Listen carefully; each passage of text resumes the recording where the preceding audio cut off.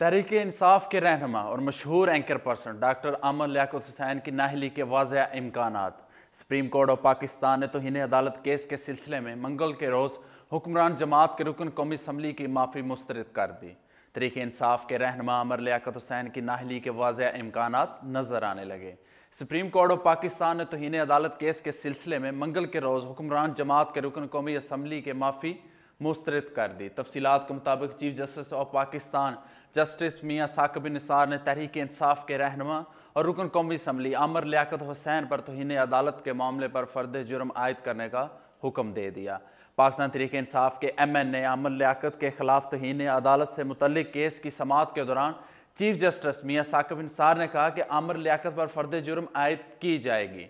दौरान समाअत chief justice ने कहा कि आमर लियाकत अदालत और अदालती हकामात की तहज़ीक करते रहे हैं, जिस पर आमर लियाकत ने जवाब दिया कि अदालत से गैर मशरूत माफ़ी मांगना चाहता हूँ, जिस पर चीफ जस्टिस ने रिमार्क्स दिए कि हमने इस अदालत की इज्जत बढ़ानी है।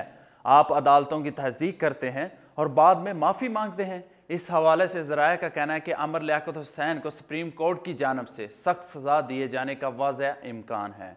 हाल ही में मुस्लिम लीग नून के दो रहनुमा दानियाल अजीज़ और तलाल चौधरी तौहीन अदालत के मामले पर नाअहली की सज़ा का शिकार बन चुके हैं। अब तहरीक इंसाफ के रुकन कौमी असम्बली आमर लियाकत हुसैन भी तौहीन अदालत के मामले में नाअहली का शिकार बन सकते हैं। दूसरी जानिब ज़राए का मज़ीद दावा है कि तहरीक इंसाफ भी आमर लियाकत हुसैन की नाअहली पर ज़्यादा रद्द अमल नहीं देगी। तहरीक इंसाफ की क़यादत खुद आमर लियाकत हुसैन से जान छुड़ाना चाहती है।